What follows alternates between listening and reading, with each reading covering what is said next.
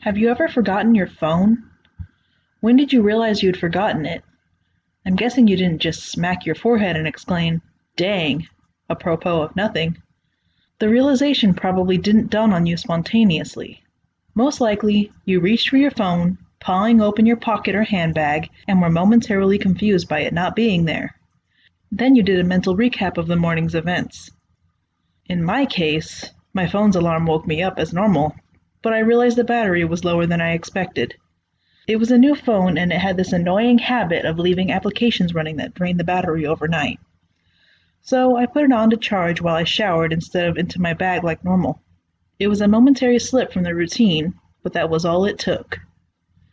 Once in the shower, my brain got back into the routine it follows every morning, and that was it. Forgotten. This wasn't just me being clumsy. As I later researched, this is a recognized brain function.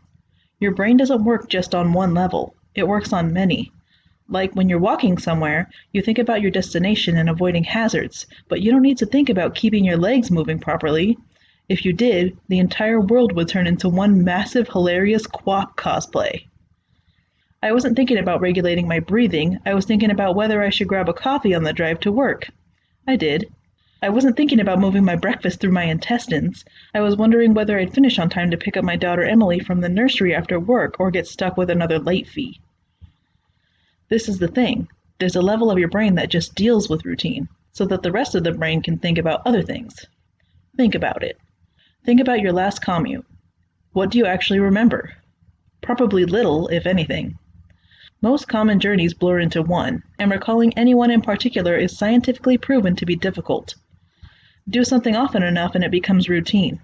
Keep doing it, and it stops being processed by the thinking bit of the brain and gets relegated to a part of the brain dedicated to dealing with routine. Your brain keeps doing it without you thinking about it. Soon, you think about your route to work as much as you do keeping your legs moving when you walk. Most people call it autopilot, but there's danger there. If you have a break in your routine, your ability to remember and account for the break is only as good as your ability to stop your brain from going into routine mode. My ability to remember my phone being on the counter is only as reliable as my ability to stop my brain from entering morning routine mode, which would dictate that my phone is actually in my bag. But I didn't stop my brain from entering routine mode. I got in the shower as normal. Routine started. Exception forgotten. Autopilot engaged. My brain was back in the routine. I showered, I shaved, the radio forecasted amazing weather, I gave Emily her breakfast and loaded her into the car. She was so adorable that morning. She complained about the bad sun in the morning blinding her, saying it stopped her from having a little sleep on the way to the nursery, and left. That was the routine. It didn't matter that my phone was on the counter, charging silently. My brain was in the routine, and in the routine my phone was in my bag. This is why I forgot my phone. Not clumsiness, not negligence, nothing more than my brain entering routine mode and overriding the exception. Autopilot engaged. I left for work. It's a swelteringly hot day already. The bad sun had been burning since before my traitorously absent phone woke me. The steering wheel was burning hot to the touch when I sat down. I think I heard Emily shift over behind my driver's seat to get out of the glare. But I got to work, submitted the report, attended the morning meeting. It's not until I took a quick coffee break and reached for my phone that the illusion shattered. I did a mental restep. I remembered the dying battery. I remembered putting it on to charge. I remembered leaving it there. My phone was on the counter. Autopilot disengaged. Again, there lies the danger. Until you have that moment, the moment you reach for your phone and shatter the illusion, that part of the brain is still in routine mode. It has no reason to question the facts of the routine. That's why it's a routine, the act of repetition. It's not as if anyone could say, "Why didn't you remember your phone? Didn't it occur to you? How could you forget? You must be negligent." This is to miss the point. My brain was telling me the routine was completed as normal, despite the fact that it wasn't. It wasn't that I forgot my phone. According to my brain, according to the routine, my phone was in my bag. Why would I think to question it? Why would I check? Why would I suddenly remember out of nowhere that my phone was on the counter? My brain was wired into the routine, and the routine was that my phone was in my bag. The day continued to bake. The morning haze gave way to the relentless fever heat of the afternoon. Tarmac bubbled. The direct beams of heat threatened to crack the pavement.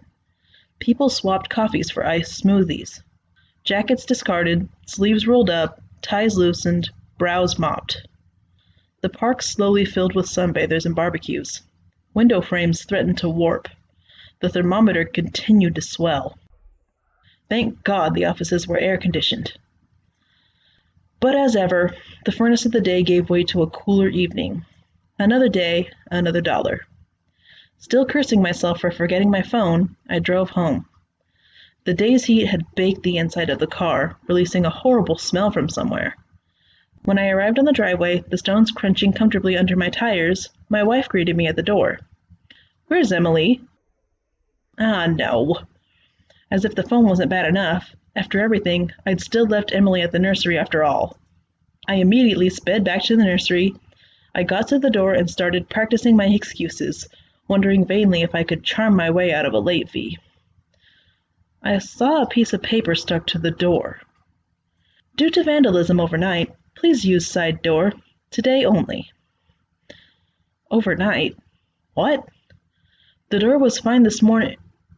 I froze. My knees shook. Vandals. A change in the routine. My phone was on the counter. I hadn't been here this morning. My phone was on the counter. I'd driven past because I was drinking my coffee. I'd not dropped off Emily. My phone was on the counter. She'd moved her seat. I hadn't seen her in the mirror. My phone was on the counter. She'd fallen asleep out of the bad sun. She didn't speak when I drove past her nursery. My phone was on the counter. She'd changed the routine. My phone was on the counter. She'd changed the routine and I'd forgotten to drop her off. My phone was on the counter. 9 hours. That car. That baking sun. No air. No water. No power. No help. That heat. A steering wheel too hot to touch. That smell. I walked to the car door, numb, shock. I opened the door. My phone was on the counter and my daughter was dead. Autopilot disengaged.